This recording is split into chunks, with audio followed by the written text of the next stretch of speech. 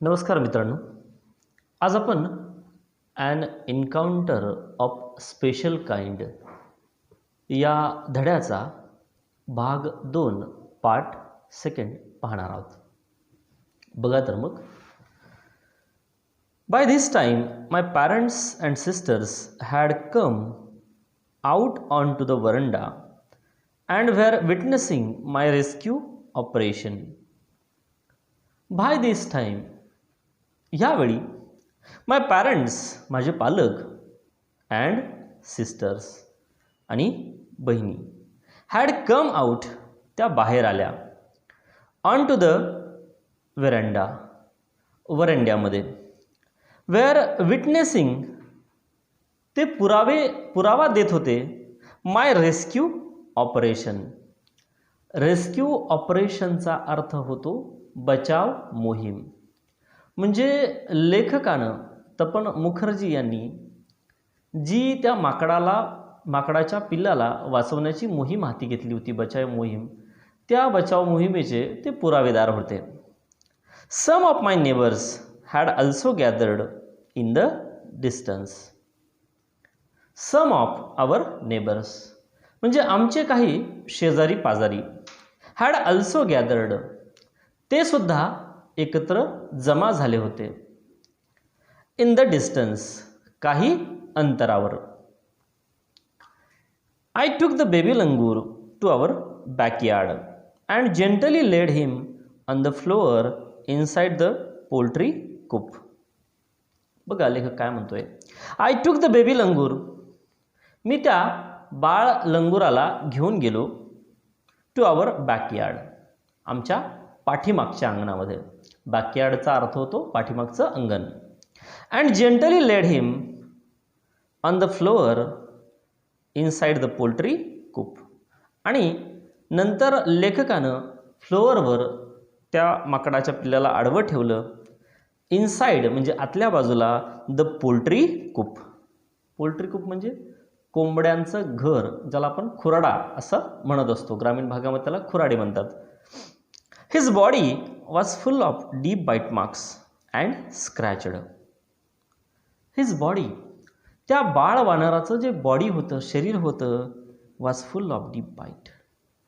त्याच्यावर खूप खोलवर चावल्याच्या जखमा होत्या. बाईट मार्क्स जखमांच्या, चावण्याच्या खुणा होत्या.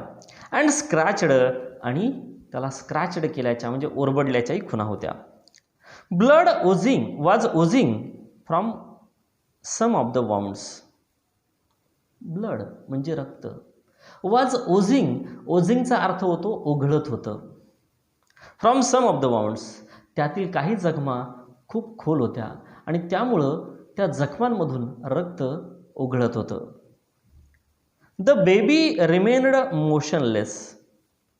ते जे बाळवानर होतं ते अजूनही निश्चल होतं, त्याच्यातमध्ये कोणतीही हालचाल नव्हती. My father provided first aid to clean. माझ्या वडिलांनी मला प्रथमोपचार पेटी उपलब्ध करून दिली. आपल्या बहुतांश घरामध्ये काही लागलं, काही जखमा झाल्या तर अशा वेळेस प्रथमोपचार पेटी असतेच. तर ती पेटी त्यांनी आणून दिली टू क्लीन द वाउंड्स, त्या जखमा स्वच्छ करण्यासाठी. अँड स्टॉप द ब्लिडिंग आणि ते वाहणारं रक्त थांबवण्यासाठी.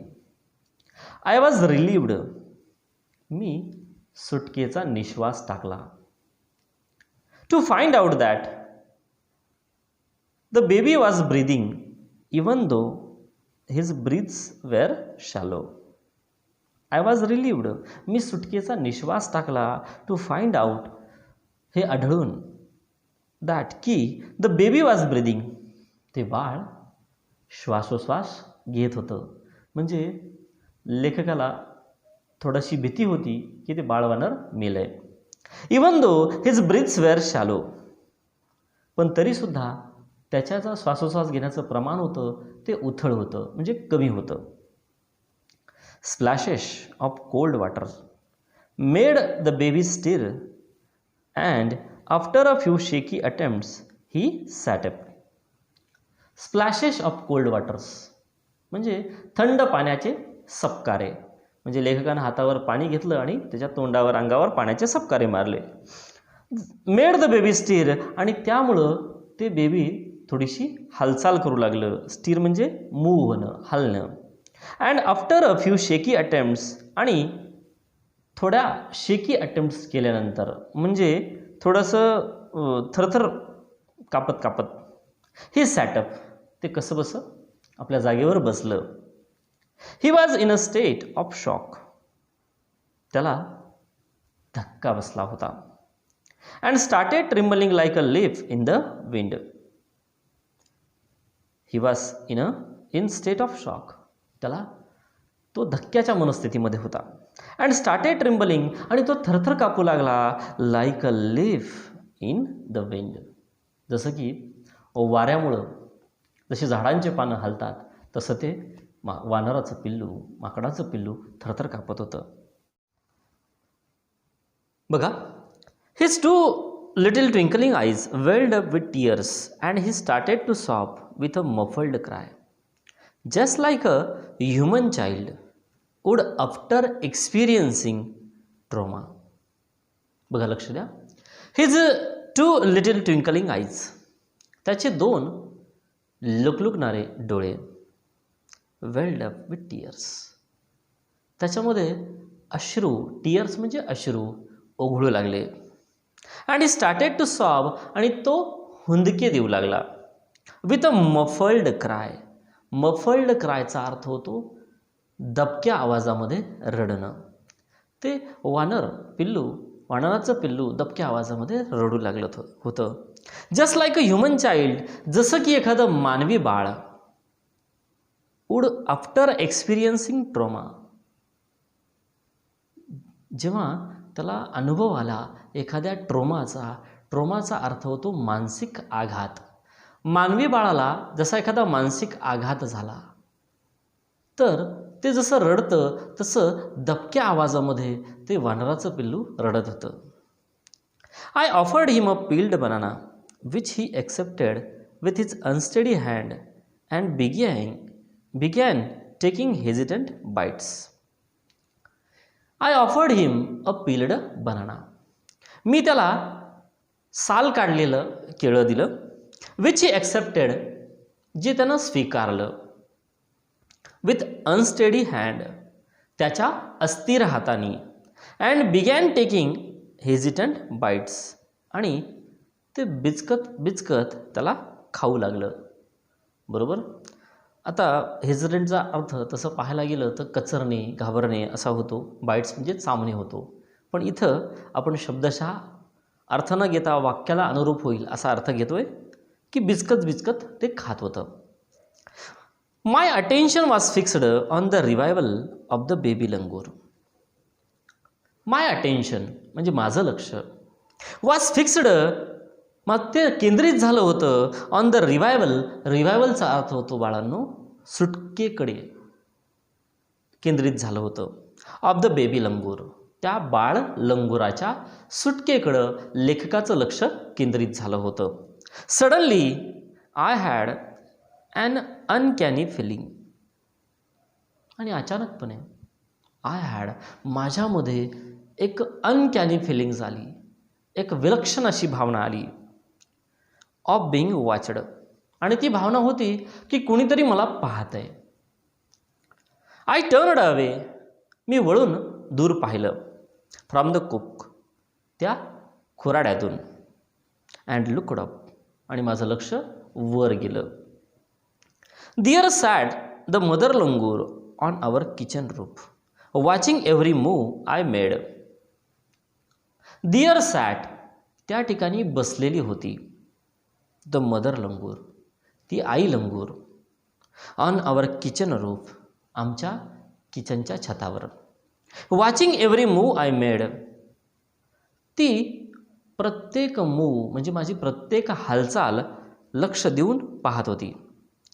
She simply sat there quietly as if convinced that no harm was being done to her child.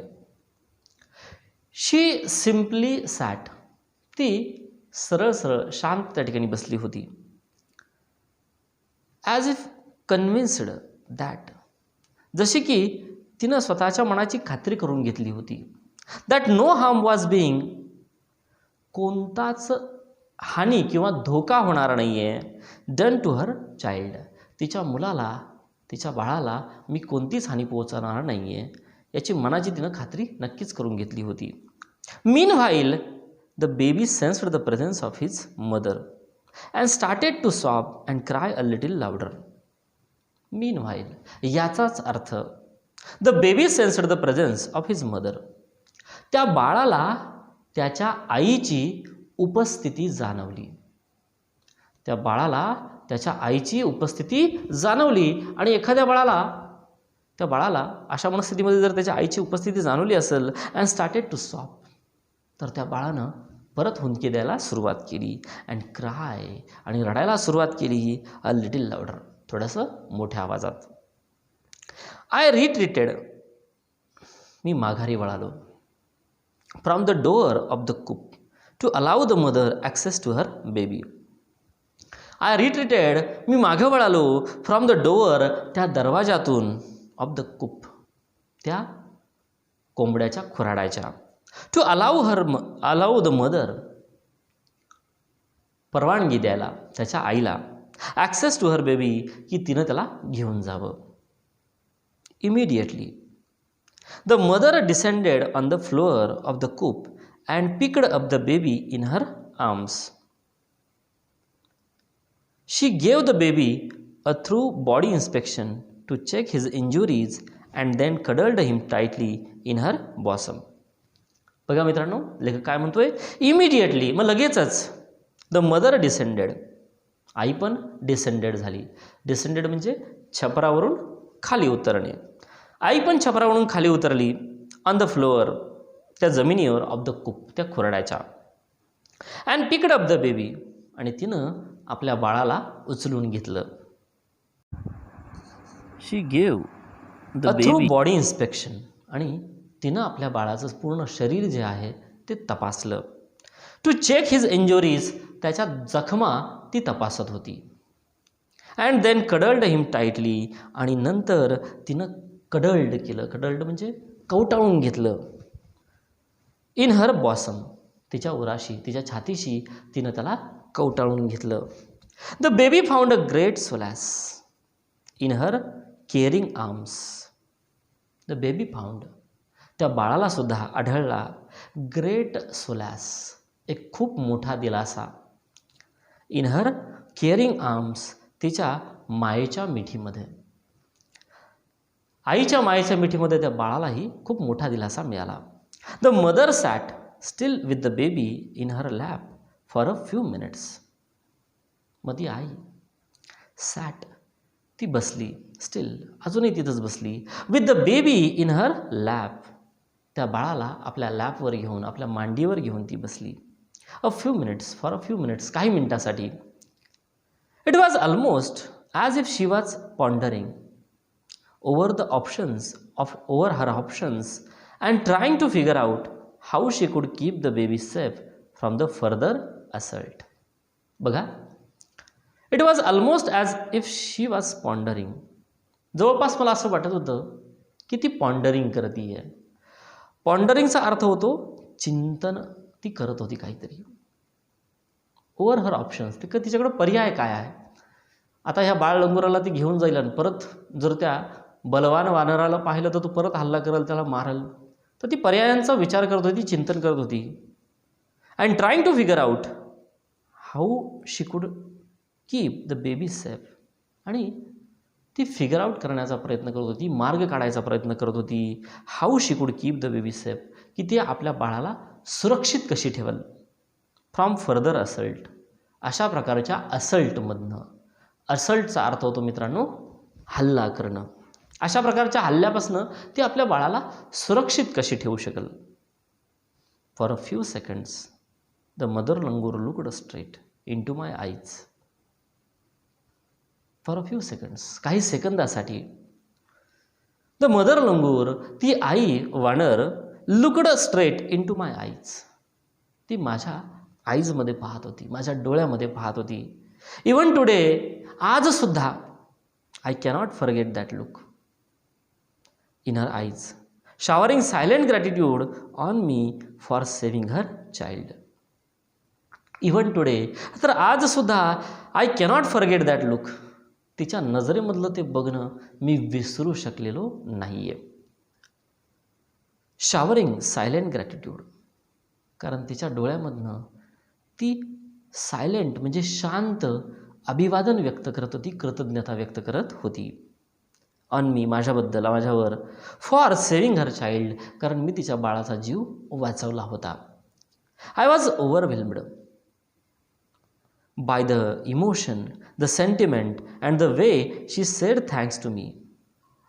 लेखक म्हणतोय आय वॉज ओव्हरवेल्म्ड, मी भारावून गेलो होतो, ओव्हरवेल्म्ड झालो होतो बाय द इमोशन, त्या भावनांमुळं, द सेंटिमेंट, भावभावनांमुळं, and the way she said thanks to me, आणि ज्या मार्गानं, ज्या पद्धतीनं तिनं माझे आभार व्यक्त केले होते ते सगळं बघून.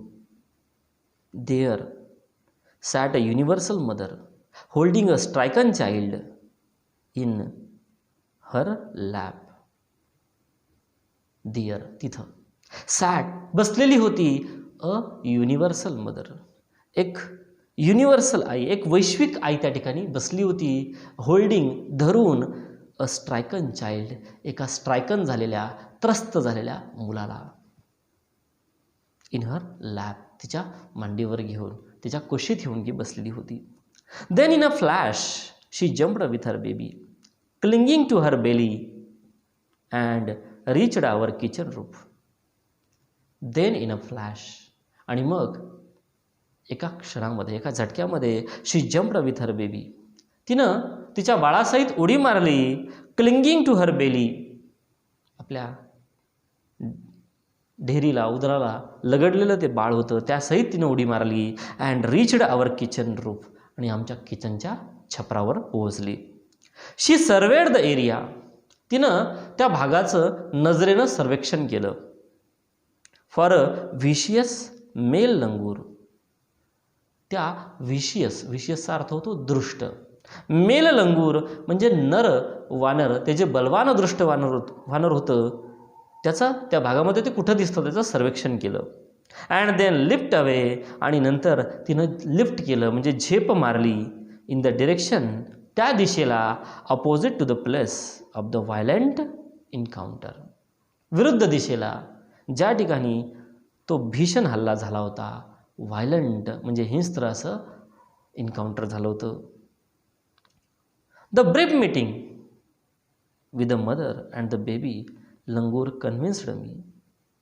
ती खूप वेळेपर्यंत झालेली जी भेट होती with the mother and the baby, त्या बाळासोबत आणि त्या आईसोबत, कन्व्हिन्स्ड मी, तिनं मला सांगून दिलं दॅट इंटरस्पेसिस म्हणजे आंतरप्रजातीय कम्युनिकेशन, म्हणजे प्राणी आणि मानव यांच्यातला जो आपापला संवाद आहे तो संवाद, अँड म्युच्युअल ट्रस्ट, आणि एकमेकांमधला विश्वास, trust, is indeed a reality, खरं पाहायला गेलं ते वास्तविकता आहे. And should anyone strike the right chord, आणि तो आपापल्या मनाचा तारा आहे, ज्या पद्धतीने आपल्याला जोडता येईल तो जोडला गेला पाहिजे. The relationship hums into actions, आणि हे नातं अधिक हम्स इन टू ॲक्शन्स म्हणजे सक्रिय व्हायला पाहिजे. The mother langur showed me that food was not the only means of communication between man and animal, but that there was other means of establishing a bond through trust, compassion and mutual understanding. बघा लेखक काय म्हणतोय. The Magar langur showed me that, त्या दिवशी मला त्या आई लंगुरानं, त्या आई वानरानं दाखवून दिलं होतं की food was not the only means of communication, फक्त अन्न हेच माध्यम नसतं बिटवीन मॅन अँड ॲनिमल, प्राणी आणि मानव यांच्यामधलं अन्न, बरोबर आहे की नाही, अन्न हेच फक्त संभाषणाचं माध्यम नसतं, but that there were other means of establishing a bond through trust, पण याला अनेक मार्ग प्राप्त होतात, अनेक अर्थ प्राप्त होतात स्थापित करून, आणि स्थापित काय करून, तर ट्रस्टनं म्हणजे विश्वासानं, कंपॅशन म्हणजे कणवेनं, दयेनं, सहानुभूतीनं, अँड म्युच्युअल अंडरस्टँडिंग आणि एकमेकांना समजून घेऊन सुद्धा मानव आणि प्राणी यांच्यामधला संबंध सुधारता येतो. 55 years have passed since that day. 55 years have passed म्हणजे जवळपास 55 वर्ष झालेत सिन्स दॅट डे, ती घटना घडून. आय एम नाव 70 years old. आता मी सध्या 70 वर्षाचा आहे, तपन मुखर्जी म्हणतायत. But I still fondly remember that. पण मला आजही ती घटना आठवतीये. Encounter of a special kind. बरोबर, म्हणजे त्या अविस्मरणीय भेटेची, अचानक पडलेल्या गाठीची आठवण मला आजसुद्धा येतीये. तर बाळांनो, मित्रांनो, हा तपन मुखर्जी लिखित an encounter of special kind हा धडा आपल्याला नक्कीच कळाला असेल. जर तुम्हाला हा व्हिडिओ आवडला तर सबस्क्राईब करा, शेअर करा, लाईक करा. तोपर्यंत नमस्कार.